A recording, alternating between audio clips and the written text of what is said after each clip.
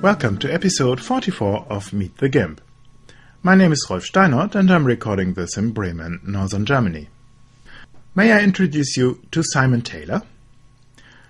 Simon Taylor is enjoying a lot of things. He is reading, winning a game, and losing it against Simon Taylor. And then he is a fan of certain electronic entertainment. And of course, I can't overlook the cat, named Alfie.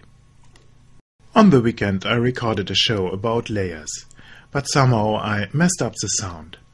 And so I thought about a thing that I could do quickly. And this is it. Simon's image here is a composite. It's made out of several images, and I wanted to try to do the same in GIMP.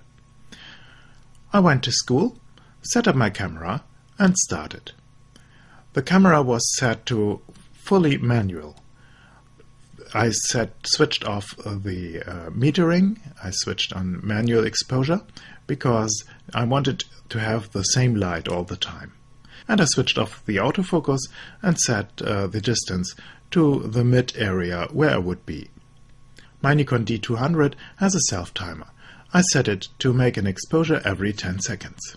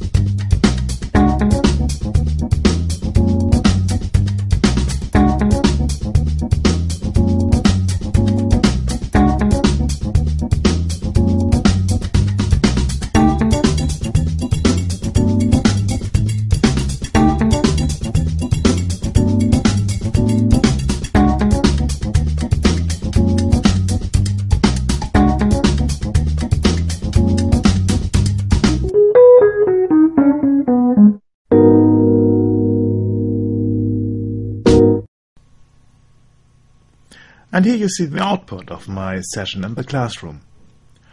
I don't take these four, but this one here will be my base image.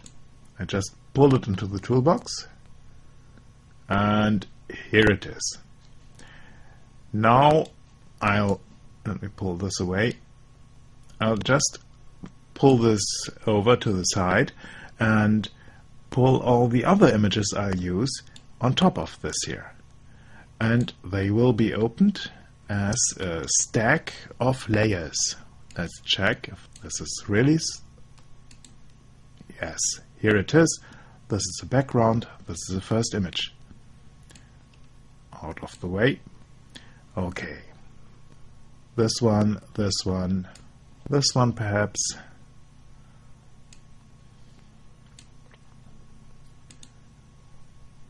I'll take... oh, well, we can look at them later. I just open them.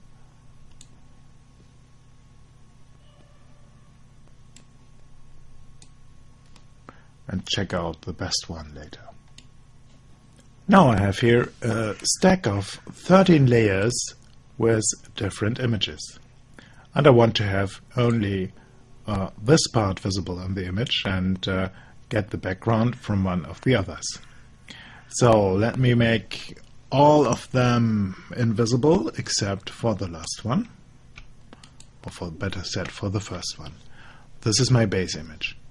And you see, this is a slightly bit too dark, but I'll process that at the end of the session. Also, cropping will be done then, and everything else. I'm first thinking about getting these images together. I switch on the visibility of the second layer, activate that layer, take a selection tool, and roughly select my figure there. That was not enough. Let's do it, well, perhaps with the shadow. I invert the selection by pressing Ctrl I, and I press Ctrl X to get the stuff out. And you see already 2 persons here. And you see another thing, the light has changed a bit between these 2 shots. I hadn't thought that this would happen. Okay, next one. The guy who clears the blackboard. Ctrl I, Ctrl X. Okay, there's the need of some polishing. Perhaps I will not take this one here into the image. I think it's better to have him here clear the blackboard. Well, let's see. Time will show. And the next one. Here we are getting to ripping out body parts. Let's select which one is best. The lung out of the body, ripping out the heart, or this one. Oh no, here, let's take, there was another one, wasn't there? No, this one. I'll take this one. So these are for the bin, and I'll take this one here, and also make a raw selection of this here. Invert the selection and get rid of the rest. Well, perhaps I should take the guy who's standing here, because this one will be behind the blackboard, behind this guy here and this torso. Oh well, this is definitely better when this here is gone. Well, later. And so I'll repeat these steps with my other layers here. I have now roughly prepared my layers. Let's have a look. First, this is my background layer. Then I have a cleaned blackboard part there. Then I have the guy cleaning the blackboard. Here is some work to do. We'll do that in a moment. Then I have the guy ripping the heart out, and the scared one, the one who scares with the flame, and the one who is ready with the fire extinguisher. Okay, I'll start to do the fine-tuning that is still needed. You see it here, and here, for example, from top to bottom. So we'll start with this layer here, and I'll zoom into the area where I want to work. I select my eraser. Let's look at, well, I want fuzzy is okay, opacity 100, and not as big. This is okay. And now I'll start to erase not at this border, but I start to erase here, where I want to look through. And this is much more easy. Is easier a word? I don't know. So I just erase the stuff over my face here. Let me check the settings here. Okay, let me do this with size.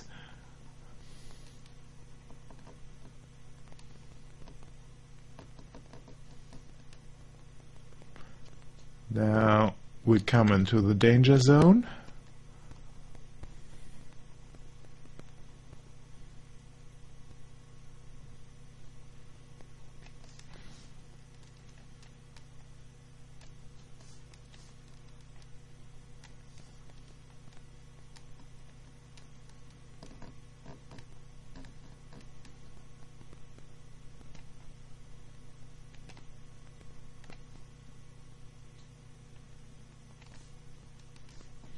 I'm scaling down the size of the brush.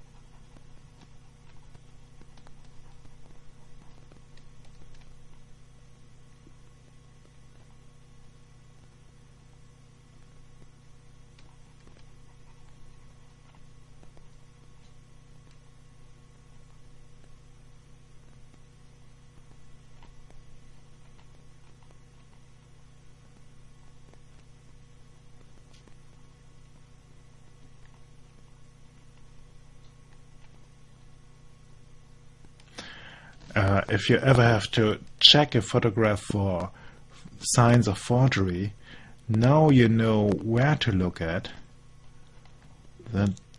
These seams where one crosses the other, one layer sits on top of the other, they are the spots where you can see that.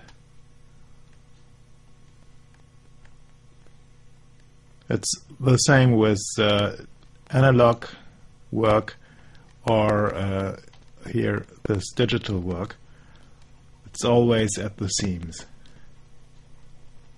So let's have a look.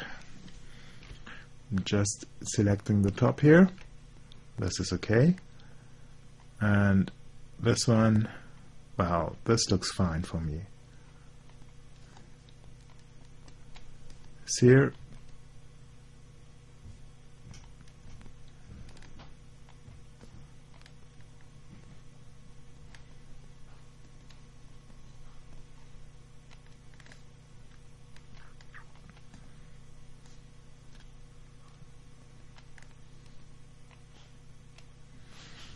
okay, I can enlarge my eraser a bit and work here.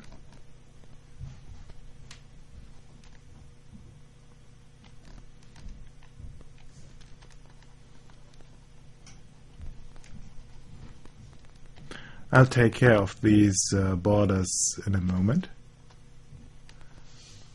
Here we come onto an area where there's again an overlapping zone.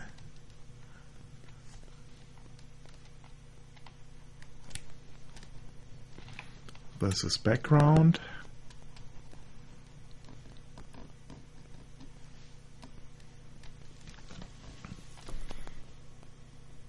Oh, the camera has moved. Have you seen this here? Ah, this is not nice. Oh no, I have moved the the bottle, the gas bottle a bit.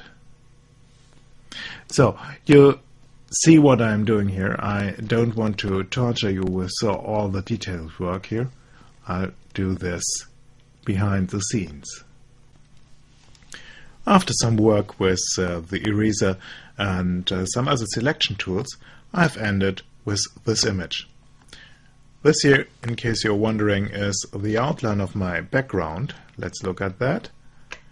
So here, this is my background image, and well, I don't need this one, so I erase it. This helps with a lot of other stuff, because let me unselect this here, because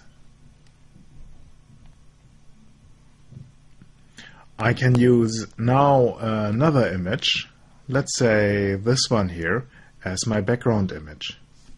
And this one is number 59, and I'll pull that into the stack now. So just to the bottom. Do I need, well, I don't need this one anymore, and I don't need this one anymore. So the image gets a bit smaller, a bit clearer, a bit lighter. And now let's look at the scene. This guy here is standing in the way. Let's look if, well, this looks way better. Kick him out here, leaving us with 4 teachers. And now you see these borders here have not fully gone, but nearly gone, and this I can clean up just in a moment. And now let's fix these borders. I have unselected, made invisible all the 3 layers here, and I start with this one here. I think there is a little problem here, and let's zoom into that. Okay, this is a little problem. I can go different ways, and I think I'll use the curves tool for that. So I select this layer here, take the curves tool, and I have to make this a bit lighter in the tops. This was too much.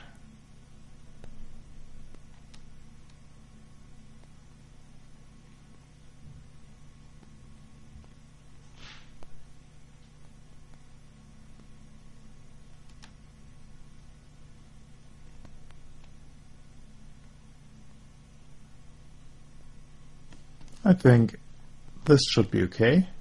Let's look on the other side. This is okay. So this is one way rid of these artifacts. Another way is to check where are they from. Here on top, this is nasty, so let's just erase it.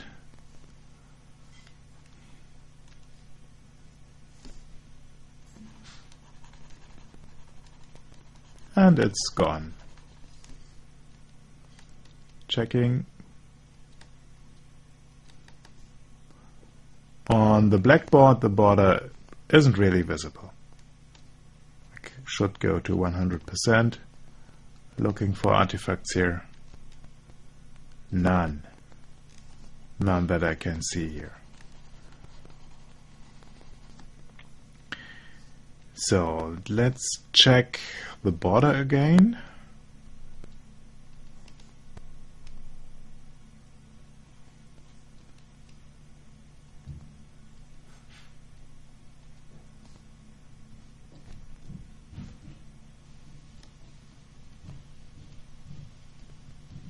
This looks fine to me. So here is a bit of a problem, but now I take my eraser and not this hard brush, but a soft brush, and I check first, yes, we are on the right layer. Now I just go over this with very soft strokes, and now this border gets softer and softer until it's, well, nearly invisible. I think nobody will ever look at this image in this magnification again, because this is intended for the web, and the scaling down will be helping with getting rid of these small inaccuracies. So I define this as finished and take the next layer. I have now fixed this one here too. Let's check the last one. I think here were no problems. And just let's have a look around here. Right border.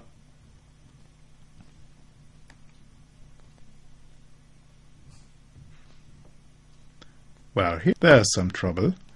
I should select this one here and erase around here. That was too much. Control Z is helping here. I'm using a Wacom tablet, and that is pressure sensitive, and so I can very lightly brush here. With a mouse it would be, well, not so fine. If you can get a tablet, it's worth the money. Even the cheaper ones work well. If you get one that supports pressure sensitivity. A tablet without pressure sensitivity is, in my eyes, nearly useless. Under Linux, I think Wacom makes the best choice, because they are supported, but before buying one, please check the web if that one is supported by your Linux distribution. I don't know about Windows or Mac OS, but I think as the drivers are coming with the Wacom tablet, or with the tablets for Mac OS and Windows, the problems will be smaller than with Linux. So after this unpaid commercial, let's look at the image, the final, not quite right final image. So this works well for such a well, quick take like this one here. And now I'll crop this. I think I'll start here. I'll start here. Well, yes, I want to keep out a bit these mounts here for our energy system. Well, that should be the crop, I think. Okay, let's do that.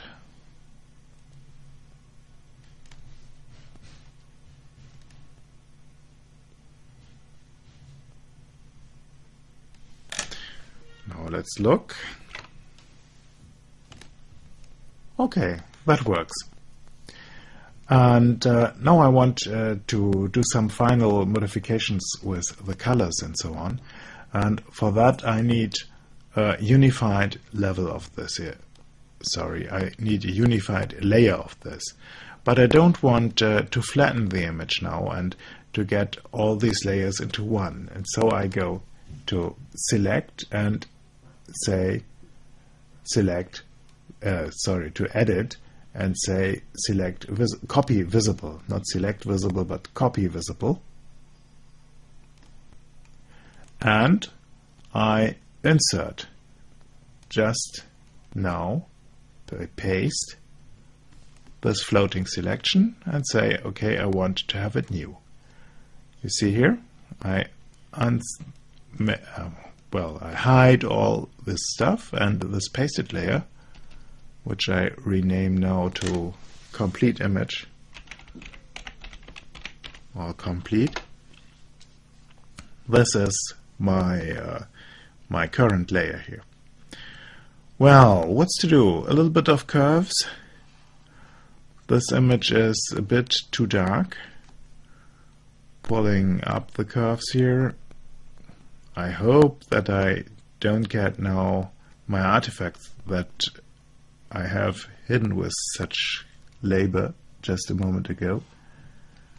And, well, apply a little S-curve. This should work. And that's it.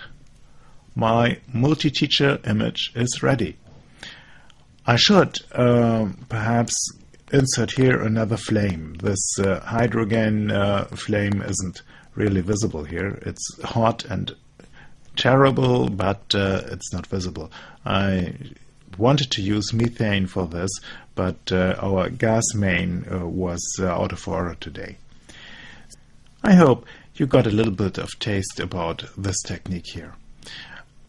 I'm not sure if I should put these images onto the server. I will do that, but I think it would be much more fun if you do this stuff yourself.